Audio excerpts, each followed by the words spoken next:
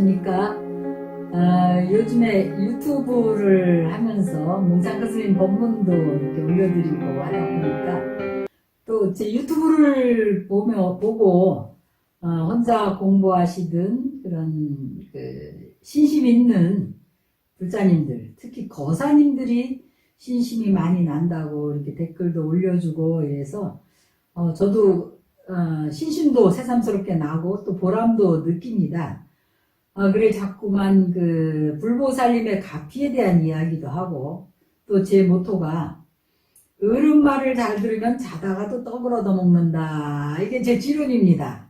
그래서 어른한테 물론 누구한테나 잘해야 되지만 어른한테 잘하면 그만큼 복을 받고 또 불법은 공경 가운데 구하라. 우리 광흥큰 스님께서 그렇게 말씀하셨어요. 그래서 공경을 1분만큼 공경을 하게 되면 1분의 이익이 있고 10분만큼 공경을 하게 되면 10분의 이익이 있다.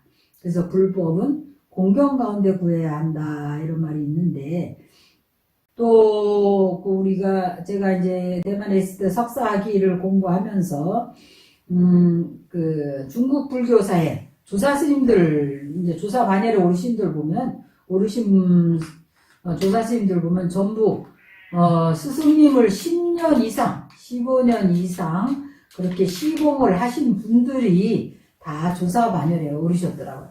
그래서, 어른을 잘 모시는 것이, 최고의 그런 덕목이 아닌가. 특히, 제자로서 배우는 자세를 가지려면 그래야 된다.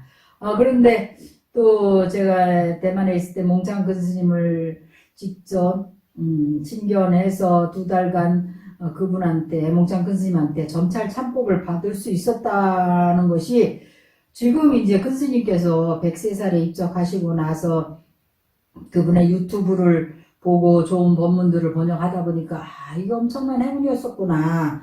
당신은 홍일대사를 이제 청해서 그분에게서 점찰 참법을 받으셨다고 그래요. 그러고 나서 뭐 한 50년을 수행을 못 하다가 나중에 또 미국의 제자들이 법을 청해서 거기서 또 점찰 참법을 전수하셨고 또 대만에 와서 이제 점찰 참법을 전수하실 때 제가 그 현장에 있으면서 그 참법 수행도 큰 스님하고 같이 매일 2달간을 같이 했고 또 당신이 점찰 참법 강의하신 내용을 제가 다 그때는 유튜브가 없었죠. 비디오로 다 촬영을 해서 기록으로 남겨놨고 또 당신이 강의하신 그 내용을 전부 한글로 번역을 해서 지금 그 파일도 가지고 있고 그렇습니다. 그래서 그런 것들이 굉장히 정말 엄청난 복이 아니었나 이런 생각이 드는데 그 복을 생각을 해보니까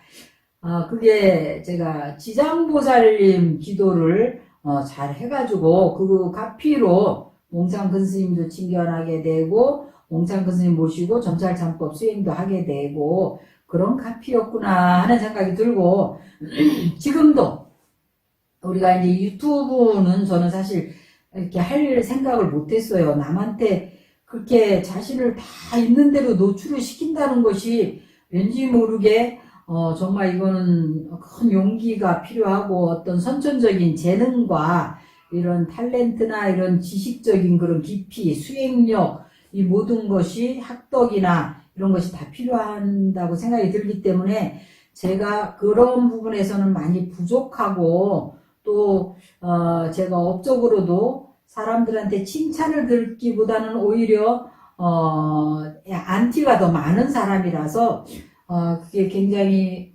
꺼려지는 그 생각을 가지고 있었어요. 그래서 매스컴이나 이런 데 노출되는 거를 굉장히 두려워하는 오히려 꺼리는 그런 성격이었었는데 저희가 지장보살님 저만식을 코로나 때문에 저만식을 하다 보니까 어쩔 수 없이 유튜브를 생중계를 해야 돼서 유튜브 방송을 개설하다 보니까 서로 스님의 유튜브 채널을 개설하게 됐고 그러다 보니까 또 갑자기 웬 용기가 생기는지 유튜브를 그동안 제가 해외에서 공부한 내용이라든지 선지식을 친견한 그런 또 불보살님의 가피를 입은 내용, 또 성지순례 다녀온 그리고 그 불보살님들의 생생한 가피가 있었던 그런 이야기들을 좀 해봐도 되지 않나. 특히 전에 제가 법공양을 내시는 불교실행연구원 원장이신 원장 거차사님께서 저한테도 제가 하도 이제 꿈 얘기를 좋아하니까 서로 스님의 몽중가피 영업록을 책으로 한 권 내면 좋겠다 이런 얘기를 우스갯소리로 한번 하신 적이 있어요. 왜냐면 그 법공양에도 그런 큰 스님들의 일화가 많이 나오면서 수행하는 과정에 그런 꿈 이야기도 굉장히 많이 나오거든요. 그래서 꿈 이야기라는 게 티베트 불교에서 수행을 해보면 선지식께서 이제 스승님께서 어떻게 얘기를 해주냐면 이 수행을 하게 되면 현정가피로는 어떤 가피가 있을 것이다. 그 다음에 몽중가피, 꿈에서는 어떠한 경계가 나올 것이다. 이렇게 얘기해 주시고 또 명운가피, 알게 모르게 자기가 잘 느끼지 못하지만 그 알게 모르게 그런 어떤 가피가 이러이런 상황들이 생겨날 것이다 라고 구체적으로 알려주시더라고요. 그리고 꿈도 이제 한밤중에 생겨난 초저녁에 꺼지는 꿈은 그날 하루 종일 망상한 게 그런 망상들이 이렇게 반영돼서 나타나는 꿈이고 12시부터 한 2시까지는 한밤중에 꺼지는 꿈은 마구니가 장난치는 꿈이다. 그러시면서 깨어나기 직전에 새벽녘에 꾸어지는 꿈이 그것이 바로 예지몽이다. 이런 말씀을 해주셨어요.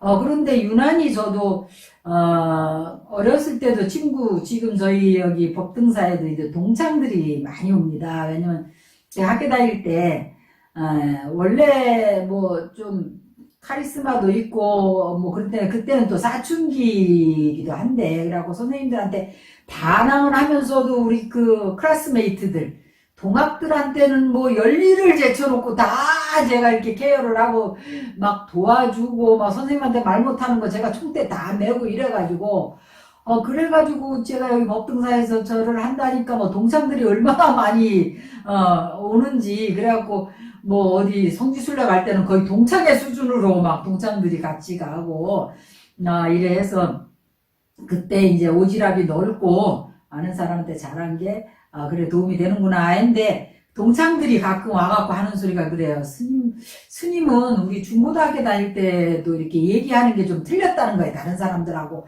그리고 꿈 얘기를 그렇게 많이 했다네요. 어렸을 때도. 그러면서 아유 어떻게 저런 꿈을 꿀까 하고 아주 신기해 했다고 그래요. 그래서 그런 이제 이야기를 들으니까 이 부처님의 가피가 확실히 있구나. 그리고 특히 이번에는 유튜브를 하게 된 것도 우리 지장보살님의 가피가 아닌가 이런 생각이 들었습니다. 그랬는데 엊그제도 유튜브를 보고 몇 분이 굉장히 훌륭한 평소에 수행을 많이 하시는 분들 같았어요. 그 세 분이 오셔가지고 제가 이런 얘기를 하니까 맞습니다. 스님 지장보살님 가피인 것 같습니다 하고 동조를 해주셔가지고 그렇구나 생각이 들어서 오늘은 제가 그럼 지장보살님 제가 기도를 해가지고 구체적으로 제 신구의 오늘도 제가 유튜브에 몽창큰 스님께서 오마훔의 비밀이라는 그런 이야기를 해주셔서 그걸 올렸는데 그 오마훔이 바로 신구의 부처님의 옴이라는 것은 몸의 종자입니다. 아는 말씀의 종자잖아요. 그래서 몸은 이마에 옴자로 상징하는데 흰색으로 상징을 하거든요. 그리고 아자는 그 말씀의 종자자로 이게 아자가 붉은색으로 상징합니다. 그리고 훔은 이제 마음의 종자자라고 해요. 그래서 그 훔자가 이제 남색으로 상징을 해서 우리가 관정을 할 때는 불보살님과 내가 둘이 아닌 그런 합일이 되는 그런 관상을 하고 그래서 부처님 이마에서 자신이 이제 우리 보통 이제 관정을 주시는 그 구루 스승님을 이제 상사를 하는데 그런 스승님은 이제 본존물을 이제 예를 들면 이제 관세음보살을 청한다 하면 관세음보살 관정을 준다 하면 관세음보살을 청합니다. 청해가지고 당신이 이제 관세음보살이 탁 되시는 거예요. 합일이 되셔가지고. 그러면 그 본존물이 되신 그 관세음보살 이마에서 흰빛이 나옵니다. 옴자에서 흰빛이 쫙 나오면 그 제자가 그것을 이제 그 제자는 삼마야존이라 그래. 계율존이고 이제 본존물은 이제 구루와 하나 합일이 된 그런 본존물과 그런 제자가 된 계율존, 삼마야존이 합일이 되는 관상을 하게 되는데, 그래서 불보살님의 이마에서 흰색빛이 쫙 나면 제자의 이마로 들어오는 거예요. 그리고 아자의 만트라 이제 갑비를 받게 되는데, 그럼 목에서 붉은 빛이 나온 제자의 목으로 들어오고, 그 다음에 훔자에서 훔자에서 남색빛이 나와서 제자의 가슴으로 들어와서 이제 신구의 산문이 그야말로 불보살님의 신구의 산문의 갑비를 받아서 부처님의 신구의 산문으로 변하는, 그래서 법신, 보신, 화신과 나중에 이제 단전까지도 그런 남녀의 애욕상이라든가 상대적 개념이 다 사라져서 법계 최성신으로 그래서 부처님의 지혜와 문자 관정을 받는다. 그래서 지혜를 성취하게 되는 그런 이제 관상을 하게 되는데, 그런 옴아훔의 그런 가피를 받게 됩니다. 그래서 우리 지장보살님의 이제 제가 지장기도를 몽상 선생님을 만나 뵙기 전에 한국에